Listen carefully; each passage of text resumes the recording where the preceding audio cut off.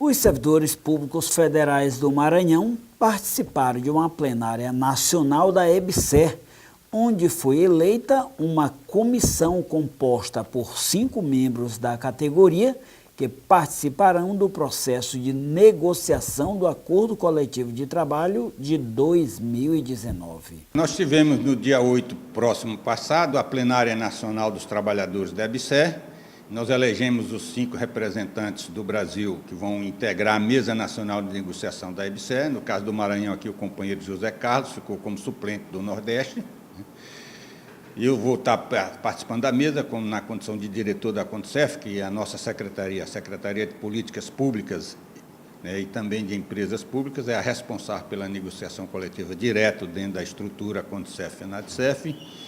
E nós tivemos a primeira reunião no dia 9, onde já fizemos uma boa discussão, os trabalhadores levantando os pontos do ACT que não estão sendo cumpridos e foram cobrados à empresa. A empresa se comprometeu e envidar esforços no sentido de cumprir o acordo feito. Nós ainda vamos ter um novo encontro da EBSER em novembro, porque nós decidimos na Executiva Nacional da CONDCEF antecipar a apresentação da proposta, que nós sempre apresentávamos no fim de dezembro. Nós vamos apresentar um pouco mais cedo, inclusive para que o processo flua de uma maneira mais rápida, assim esperamos, né? E por isso nós vamos ter em novembro uma plenária da CONDCEF, onde vamos eleger a Comissão Nacional de Negociação do ACT 2019. Né? Por outro lado, a CONDCEF vai fazer também um encontro e seminários no mês de novembro, já para avaliar o processo eleitoral, né, os resultados que nós vamos ter e quais são as medidas a serem tomadas, porque nós da CONDCEF estamos muito preocupados, são muitas propostas de privatização e de desmonte do serviço público. Nós estamos vendo diretamente candidatos dizer que o funcionalismo público é culpado da quebra do governo federal, é culpado da quebra da Previdência. Nós achamos que isso não é verdade, que isso não corresponde à verdade dos fatos, mas administrações é que conduziram o país ao caos econômico que nós vivemos. No contexto da eleição presidencial do Brasil, aparecem de volta as propostas de privatização de empresas como Banco do Brasil, Caixa Econômica, Petrobras e outras. Isso preocupa os servidores. Essas empresas, Caixa Econômica, Banco do Brasil, Petrobras, a Petrobras, principalmente, é a principal alavancadora do crescimento brasileiro, né? É a principal financiadora.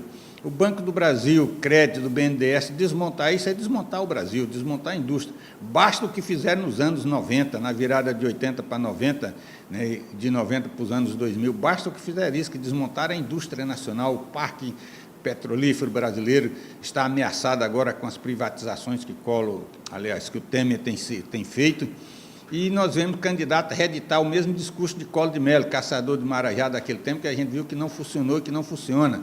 Não adianta botar o funcionalismo público como responsável. O serviço público, o Estado brasileiro, pelo contrário, sempre ajudou o crescimento nacional. Embora falem mal do Estado, mas todo empresário está sempre batendo as portas do governo para pedir dinheiro, para pedir isenção.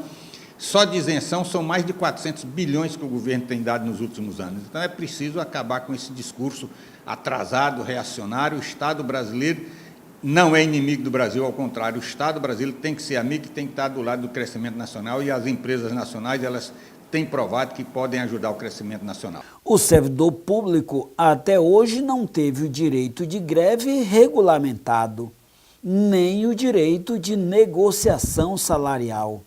Agora é colocado como bode expiatório da crise no Brasil. Esse é um ponto de preocupação para a categoria. Nós tivemos, inclusive, o descalabro de um senador do PSDB ter conseguido aprovar um termo de negociação coletiva, que, embora nós achamos que não era o melhor para nós, mas que nós apoiamos devido à carência desse termo de acordo coletivo na administração pública, e que Temer vetou integralmente, né?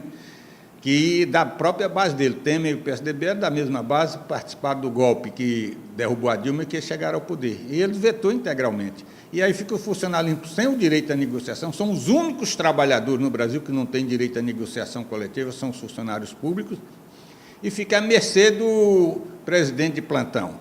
Isso nós não podemos ver, nós precisamos ter a institucionalidade da negociação coletiva, nós temos que ter os direitos assegurados, e aí é uma relação capital-trabalho que tem que ter na administração patrão e empregado.